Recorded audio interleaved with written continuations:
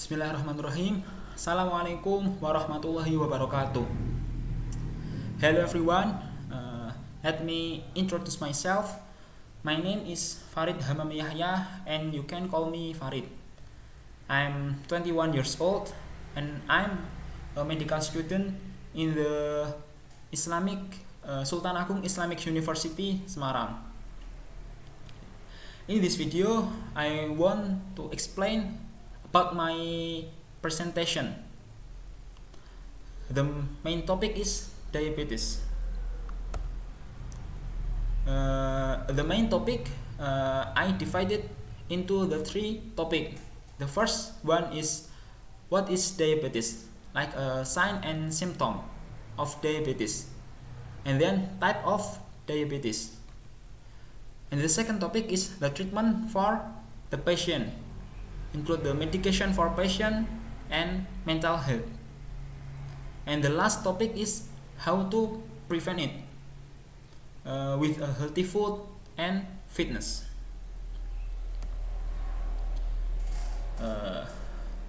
And in this slide, we talk about the diabetes symptom.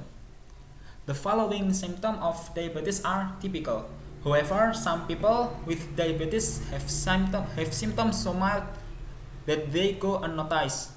The common symptom of diabetes, the first is urinating often, the second is feeling very thirsty, and the third is feeling very hungry even though you are eating.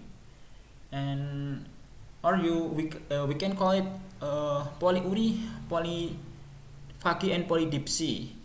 And this is a trias diabetes, the common symptom of diabetes.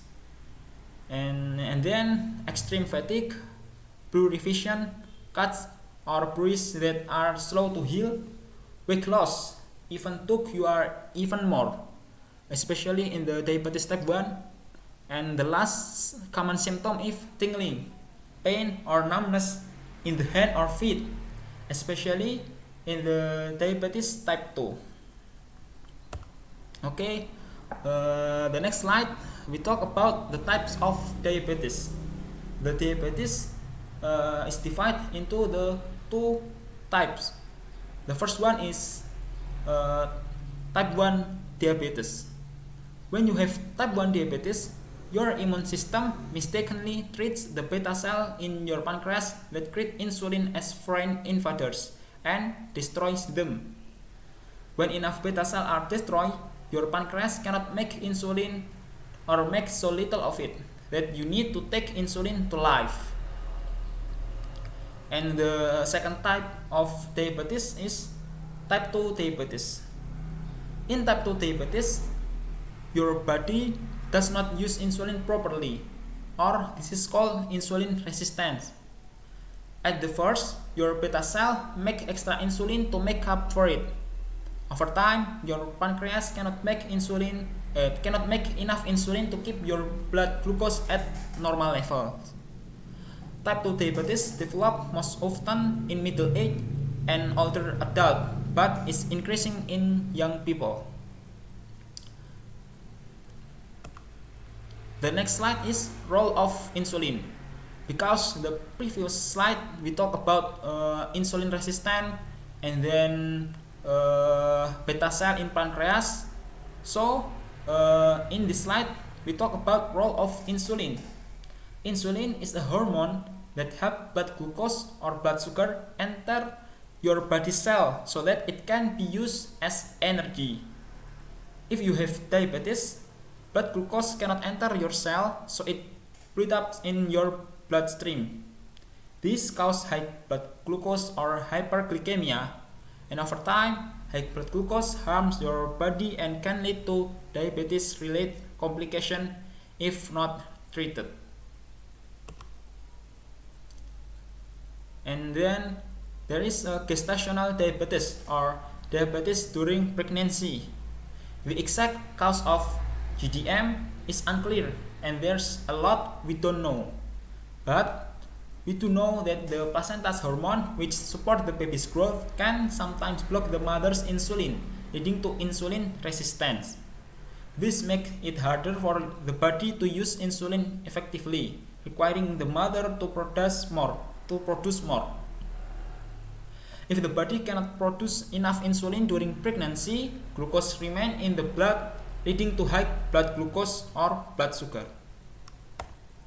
And then medication for patient.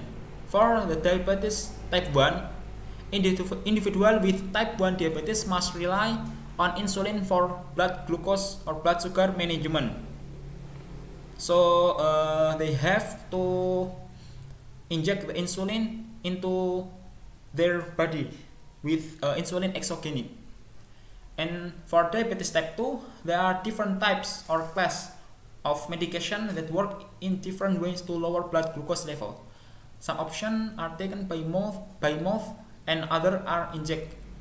Some of the commonly used class of non-insulin medication include metformin, dipeptidyl peptidase inhibitors, glucagon-like peptide 1 and dual glucose-dependent insulinotropic polypeptide, and GLP-1 receptor agonists.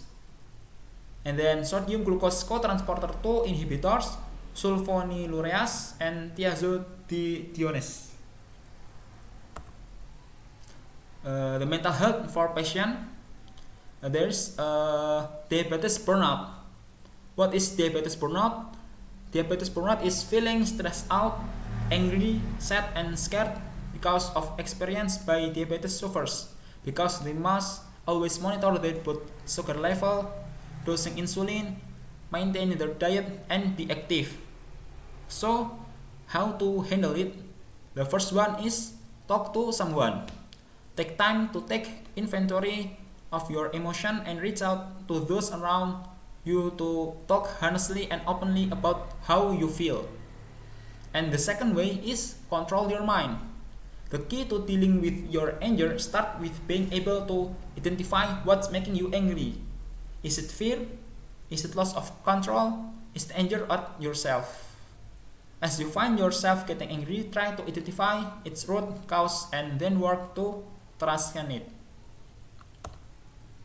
And if you still feel angry, calm your anger with simple thing like take an even deep breath, get a drink of water, sit down, lean back, shake your arm loose, walk to silence yourself, and take a walk. Just do the simple thing, then can control your mind. And then healthy food.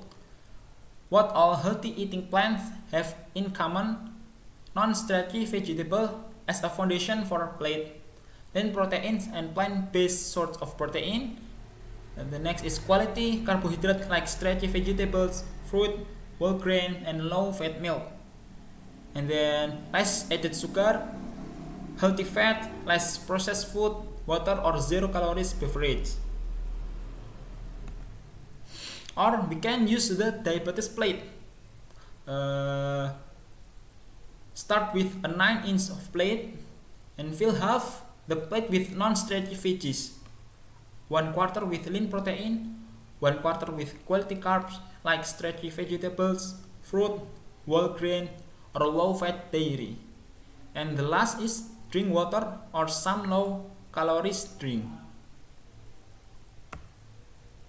And we can prevent the diabetes with fitness.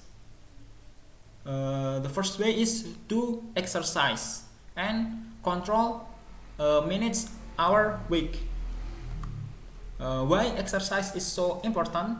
Because regular physical activity is an important part of managing diabetes or dealing with pre-diabetes. Because when you are active, your cells become more sensitive to insulin, so it works more effectively to lower your blood glucose, also known as blood sugar. And there is some tips for weight management. If you have recently eaten and find yourself craving food again, do a quick emotional check. Do you want food because you are hungry or to feel an emotional need? And here are some tips to keep your eating in check. The first is remember which emotion and situation triggered you to eat. The second is write a list of other things to do to fulfill that emotional need. For example, call a friend, take a walk, drink some water or another zero-calories beverage, send an email to a pal, or do a few yoga stretch. And the third is assess your physical hunger using the hunger satiety rating scale. And the fourth is track the food you eat, how hungry you are when you eat, and how you feel at the time. And the last is if you are having a hard time, reach out for help. Involve family members and friends to help support your weight loss effort. This is the reference or research from American Diabetes Association. That's all for me. That's all from me.